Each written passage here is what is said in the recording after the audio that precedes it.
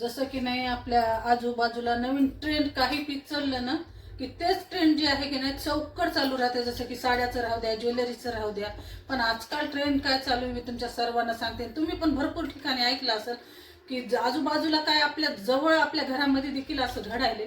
कारण आजकाल जे मुली आहेत ना, आई वडिलांना जे आहे ना बिलकुल विचार झाले. जे आई वडील लहानपणापासून त्यांच्यासाठी कष्ट करतात, लोकांकडून व्याजानं पैसा काढतात आणि त्यांचं शिक्षण पूर्ण करतात. कारण त्यांना वाटतंय की आमची मुलगी जी आहे, आमचा मुलगा जे आहे, आम्हाला जे आहे की नाही चांगली इज्जत वाढविल, 4 पैसे कमविल, त्याच्या पायावर उभं टाकत. पण हे जे मुलं आहेत ना आजकालचे, ते आई वडिलाच्या जे प्रेमाचं आहे ना गैरफायदा उचलायले आणि काय करायले, स्वतःच्या स्वतः मनानंच लग्न करायले, तर लव्ह मॅरेज करायले. जसं की नाही आई वडील ह्यांचे लग्न करणारच नाहीत आणि ह्यांना तसंच ठेवणार आहेत. पण की नाही 100%पैकी की नाही 90% लव्ह मॅरेज जे आहेत ना आजकाल आजकाल काय पहिल्यापासूनच फेल आहेत. आणि जे आपले अरेंज मॅरेज आहेत ना तेच सक्सेस आहेत. कारण जे आहे ना आई वडील जे आहे ना सगळं जे आहे की नाही इन्क्वायरी वगैरे करून त्यांच्या पायाचे जे चपला राहतात ना त्या पूर्ण झिजून जातात. असला मुलगा आपल्या मुलीसाठी हुडकतात किंवा आपल्या मुलासाठी मुलगी हुडकतात. लगेच पहिलं आलं की त्याला करून असं देत नाहीत. कारण ते सगळी त्याची जे आहे की नाही पूर्ण रेकॉर्ड जे ना पूर्ण चेक करतात, सगळं करतात. पुन्हा 4 समाजाचा आशीर्वाद असते, अन्नदान असते, जसे की आपले इंडियन कल्चर असते. त्याच्यामध्ये विधी विधान पूजा पाठ सगळं असतंय. जसे की आपले सवासणी वगैरे सगळं जीव घालायचं. खूप लग्नामध्ये जे आहे ना खूप छोटे मोठे पूजा पाठ असतात. सगळ्या देवाची शांती करून जे आहे ना पुन्हा जे ना सप्तपदी नवरदेव नवरीची होती ते आयुष्य जे ना सुंदर आणि छान चालते.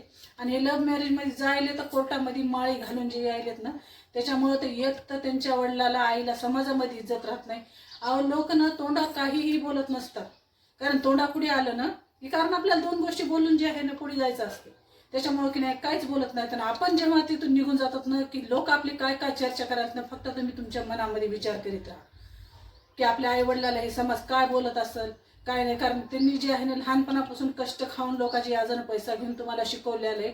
आणि तुम्ही जे आहे ना त्यांची इज्जत वाढविण्याच्या ऐवजी त्यांनी विचार केलेला असते की आमची इज्जत जास्त वाढेल की मुलं ड्युटी करायलेत, मुलांना नोकरी लागली, हे विचार करून त्यांनी तुम्हाला लोकांकडून पैसा आणून शिकू घातली. आणि तुम्ही जे आहे ना त्यांना फळ द्यायच्या ऐवजी त्यांना जे आहे ना जीवनभरची बदनामी देऊन गेलात. कारण ज्या मुलीचे आई वडील जे राहतात आणि ज्यांची मुलगी जी आहे ना घरातून पळून जाते किंवा लव्ह मॅरेज करते ना त्या आई वडिलाला समाजामध्ये कधीही इज्जत भेटली नाही, भेटणारही नाही. तोंडावर तर राजा पण राजाला गोड बोलते, पण ज्याची इज्जत महागारी 4 माणसांमध्ये नाव निघते ना तेच माणूस समाजामध्ये ना मान वर करून जगू शकते. हे असे मायबापाला जलील आजकाल लेकरं करायले तर हे लेकरांना शिकवावं की घरामध्ये बसवावं हेच कळणं झाले.